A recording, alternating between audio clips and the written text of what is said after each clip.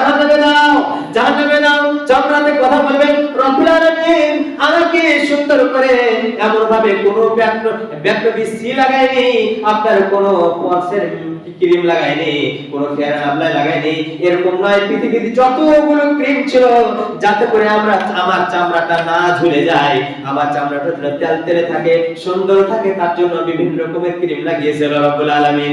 আল্লাহ গো, সেই লোকটা হারাম উপায়ে কামাই করতো, এক অপরের জমিকে দখল করে নিয়ে সে অন্য রকম ভাবে বিক্রি করেছে, এক অপরকে ফাঁসে দিয়ে দালালি করে টাকা ইনকাম করেছে। রব্বুল আলামিন তুমি তাকে জাহান্নামে দাও। যখনই চোখে কথা বলবে, চামড়াতে কথা বলবে, ভাই আমার, বন্ধু আমার, আল্লাহ পাক রব্বুল আলামিন বলছেন তখন তারা বলবে লিমা শাহিদতুম আলাইনা, ও আমার চামড়া, ও আমার চোখ, ও আমার কান, তুমি আমাদের বিরুদ্ধে কেন সাক্ষী দিচ্ছ, কেন কথা বলছো? তুমি যখন খেতে পাচ্ছিলে, তুমি যখন চোখে সূর্য সরষার ফুল দেখতে পাচ্ছিলে, উঠে যখন তুমি দেখতে পাচ্ছ শরীর দুর্বল হয়ে গিয়েছে, ডাক্তারের বাড়ি গিয়েছি, আমি চলে গিয়েছি নার্সিং হোমে, কথা বলে গিয়ে সুন্দর সুন্দর ভিটামিন দিয়েছে, ও আমার চোখ, তুমি আমার বিরুদ্ধে কেন কথা বলছো? চাম, তুমি আমার বিরুদ্ধে কেন কথা বলছো? ও আমার কান, কেন কথা বলছো? তুমি যখন কানে শশ করে আওয়াজ শুনতে পাবে, আমি সাথে সাথে ডাক্তারের বাড়ি গিয়েছিলাম, ডাক্তারের বাড়ি গিয়ে সুন্দরভাবে আমি ভাল ভিটামিন নিয়ে এসে খেয়ে তোমাকে শশা আওয়াজটাকে বন্ধ করেছি। ও কান, আজকে কেন আমার বিরুদ্ধে সাক্ষী দিচ্ছ? আল্লাহ পাক রব্বুল আলামিনকে সাথে সাথে বলবে, আল্লাহ গো, তুমি আমাদেরকে অথরিটি দিয়েছো, তারকে বলবে আমাকে আল্লাহ রব্বুল আলামিনকে অথরিটি পাওয়ার দিয়েছেন কথা বলার, তোমাকে পূর্বে দিয়েছিল, তুমি আল্লাহর সাথে বেঈমানি করেছো। ভাই আমার, সাহাবী সাল্লাল্লাহু কথা বললেন, একটু দেখবেন ঘড়ির দিকে 5 মিনিট একটু সময় পেরিয়ে গেলে একটু দেখবেন সহ্য করে। আল্লাহ পাক রব্বুল আলামিন বলেন পৃথিবীর মানুষ এইখানে তিনটা কথা বললো, চামড়ায় কথা বললো, আপনার কানে কথা বলবে, আপনার চোখে কথা বলবে, এবারে একটা তরুণ। তারপরে সূরা ইয়াসিন আল্লাহ পাক বলছেন আল-ইয়াউমা নাখতিমু আলা আফওয়াহিহিম ওয়া তুকাল্লিমুনা আইদিহিম ওয়া তাশহাদু আরজুলুহুম বিমা কানু ইয়াকসিবুন। পৃথিবীর মানুষ, তোমরা দুনিয়াতে যা কিছু করছো করে যাও, আমি তোমাদেরকে ঢিল দিয়ে রেখেছি, আমি তোমাদেরকে সুতো ছেড়ে রেখেছি, তোমরা যা কিছু করবে বলো, কার বিরুদ্ধে কথা বলছে বলো, তুমি কোন পার্টি করছো, তুমি কোন পার্টির পিছনে বাস দেওয়ার জন্য রেডি হয়ে আছো। আল্লাহ পাক বলছেন এক ভাই করছে তৃণমূল, এক ভাই করছে সিপিএম, এক ভাই করছে কংগ্রেস, ওই ওয়াকে মারার জন্য প্রস্তুত, ওই ওয়ার জমিকে দাবি দেওয়ার জন্য প্রস্তুত। তোমরা পৃথিবীতে যা করছো করো, কিন্তু শুনে নাও, মাথায় রেখে রে বুজুর্গরা, মেমোরি একটু ঠিক রাখো, তোমাদের জন্য তোমাদের সাক্ষী কিন্তু লেগে আছে। আল্লাহ বলেন সেই দিন মাত্র দিন তোমাদের মুখে মোহর লাগিয়ে দেব, সেই মুখের দ্বারাতে এমন কিছু লোক পৃথিবীতে আছে, ভাই আমার, বন্ধু আমার মৌলানা সাহেবের সাথে আমার ঝগড়া হয়েছে, মধ্যখানে দেখা গেল আমার দাদুদের সাথে আমার ঝগড়া হয়েছে, আমার বাবাজির সাথে ঝগড়া হয়েছে, এবার দেখা গেল আমি বেশি কথা বলতে পারি না, কিন্তু আমার এগেইনস্টের বিপক্ষে যে লোকটা এত তার বাচনিক ক্ষমতা, এত সাজিয়ে গুজিয়ে কথা বলতে পারে, যা সে কখনোই তৎক্ষণাৎ সাথে সাথে ওকে পাল্টে দিয়ে দোষীকে নির্দোষ করে দেবে, নির্দোষকে দোষী করে দেবে। আল্লাহ পাক বলছেন কিয়ামতের দিন তোমার মুখে মোহর লাগিয়ে দেওয়া হবে, সিলাই করে দেওয়া হবে, সেই দিন কথা বলতে বলা হবে আল-ইয়াউমা নাখতিমু আলা আফওয়াহিহিম ওয়া তুকাল্লিমুনা আইদিহিম, তাদেরকে হাতকে বলা হবে হাত সাক্ষী দাও, হাত বলবে ও আল্লাহ, এই যে আব্দুল করিম দেখছেন, এই যে আব্দুল সাত্তার দেখছেন, এই যে জাফর আলীকে দেখছেন, রব্বুল আলামিন সে মুহুরির কাজ করতো, সে আল্লাহ রাব্বুল আলামিনের কাজ করতো, আল্লাহ রাব্বুল আলামিন সে লেখাপড়া জানতো, ওই লেখাতে আল্লাহ গো ওয়ান বলেছে ভাই রে অমুক লোকটার জমি আছে, একটু দলিলটা তুমি একটু এদিক ওদিক করে না। অহরহ চলছে আয়াতের সাথে আপনি আমি মিলাই, নিজের সার্বিক জীবনটাকে একটু মিলাই, যে আমরা আয়াতগুলোর সাথে আল্লাহর সাথে কথাগুলো বাস্তবায়ন হচ্ছে কি হয় না।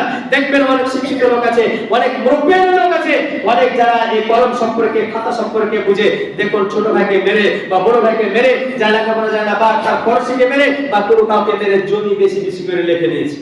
এই হাতের দাঁড়াতে হাত বলবে আল্লাহ গো, আল্লাহ তুমি একে জাহান্নামে দাও, যেমন এই হাতে সাক্ষী দিতে লাগবে পট পট পট পট করে, চাচলের মাটিতে কোনখানে মুহুরলি করেছো, কোনখানে তুমি ওকালতি করেছো, কোনখানে কি কাজ করেছো, হাতে যখন কথা বলতে লাগবে ভাই আমার, বন্ধু আমার, তখন পা কি কথা বলবে? পা বলবে হাত তুমি যেটা বলে সাথে সাথে সাটিসফাইড করবে, সাথে সাথে সার্টিফিকেট দেবে, হাতকে বলবে হাত তুমি যেটা বলেছো সেটা সঠিক বলেছো, সঠিক বলেছো। আজকে মসজিদের জুমা মসজিদে কোনো ব্যক্তি যদি বলে যে সুলাইমান তুমি যে কথাটা বলেছো একবারে ঠিক বলেছো, ওইরকমই পা বলবে, হাতকে দিবে বলবে, হাত বলবে, হাত যখন কথা বলবে তখন হাতকে পায়ে সাপোর্ট করবে যে হাত তুমি যা বলছো তুমি সঠিক বলেছো। ভাই আমার বন্ধু আমার, সূরা ইয়াসিনের দুটো পেলাম, সূরা হামিমের সিজদাতে তিনটা পেলাম, পাঁচটা হয়ে গেল বডির অংশ। এবার চলুন আল্লাহ পাক রব্বুল আলামিন বলেন সূরা কাফির মধ্যে ঘোষণা করেছেন, আল্লাহ পাক রব্বুল আলামিন বলেন পৃথিবীর মানুষ তুমি এই যে মুখ দিয়ে যা কথা বের করছো কার কোথায় তুমি ওই কি বলছে পিণ্ডলতলার মাটিতে মরে কথা বলেছো রহিমের বিরুদ্ধে, তুমি জুল্লুর রহমানের বিরুদ্ধে কথা বলেছো, তুমি শামসি মার্কেটে এখানে ওখানে কথা বলেছো। পৃথিবীর মানুষ তুমি কথা বলেছো, এই কথাটা তুমি মনে করো না যে আমার এগেইনস্টে তো মোল্লা সাহেব জানতে পারলো না, আমার এগেইনস্টে খতিব সাহেব জানতে পারলো না, মরল সাহেব জানতে পারলো না, আমি মুখের সামনে কথা বলেছি, এটা মনে করবেন না। আল্লাহ পাক রব্বুল আলামিন বলেন মা ইয়াফিযু মিন কাওলিন ইল্লা লাদাইহি রাকিবুন আতীদ। পৃথিবীর মানুষ তুমি যা কথা বের করে দিচ্ছ সেটা তোমার সন্ন্যাকে ভাসছে, সন্ন্যাকে ভাসছে। যখন কিয়ামতের দিন আল্লাহ রাব্বুল আলামিন চিপস লাগিয়ে দেবেন, মেমরি লাগিয়ে দেবেন, তখন কোনখানে কোন জায়গাতে কথা বলেছেন আল্লাহ পাক রব্বুল আলামিন বলবেন সাথে সাথে পট পট পট পট করে কথা বলে দেবে। আমেরিকার মাটিতে এমন একটা যন্ত্র আবিষ্কার করেছে যে যন্ত্রটা আমরা কথা বলছি 10 বছর আগে, 50 বছর আগে, 20 বছর আগে আমরা কি কথা বলেছি, কার বিরুদ্ধে কোথায় কথা বলে রেখেছি, ভগবানের মাটিতে আপনার মশপুরের মাটিতে না কোনখানে কার বিরুদ্ধে কাকে ষড়যন্ত্র করে মারার পরিকল্পনা করেছি আমরা জানি না। আল্লাহ পাক রব্বুল আলামিন বলেন ওরে মানুষ এখন আবিষ্কার করতে চলেছে ওই কথাটা তারা এমন ভাবে নাম ধরে খালি বলে দেবে ওই মেশিন থেকে পটপট করে 10 বছর আগে কি বলেছেন সেটা কথা বলতে চালু করেছে। আমেরিকার মাটিতে এখন চালু হয়ে গেছে, আমাদের এখনো আসেনি। ভাই আমার এদিকে চলো, এবার সূরা আল্লাহ পাক রব্বুল আলামিন বলেন একটু দেখবেন, আল্লাহ পাক রব্বুল আলামিন বলেন সূরা ইনফিতারের মধ্যে বলেন কিরামান কাতিবিনা ইয়ালামুনা মা তাফআলুন।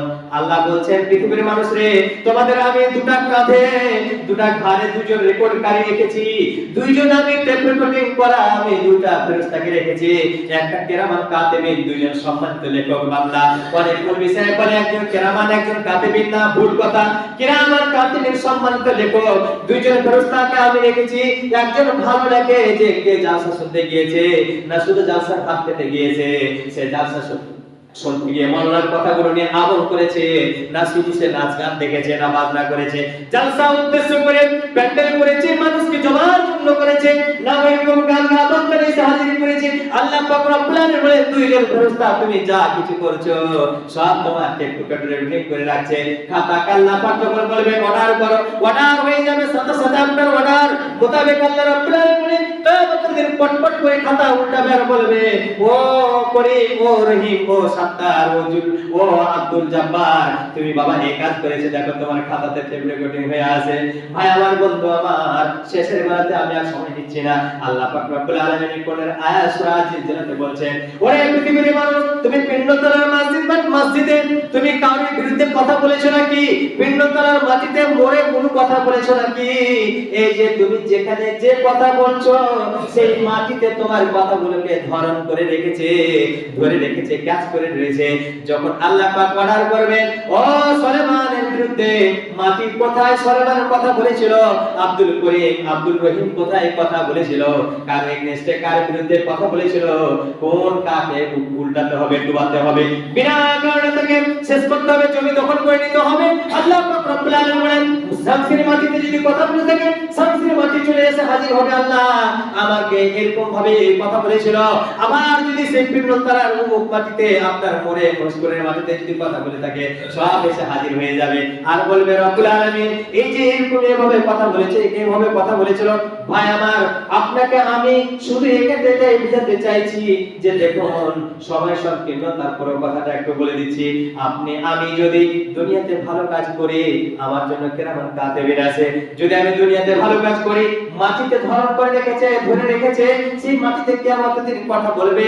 আপনি হিসাব করুন, একটু আপনি সচেতন হয়ে কথা বলুন যে দেখুন তো যারা পৃথিবীতে কোনো কাজ করছে তাদের জন্য কি হবে।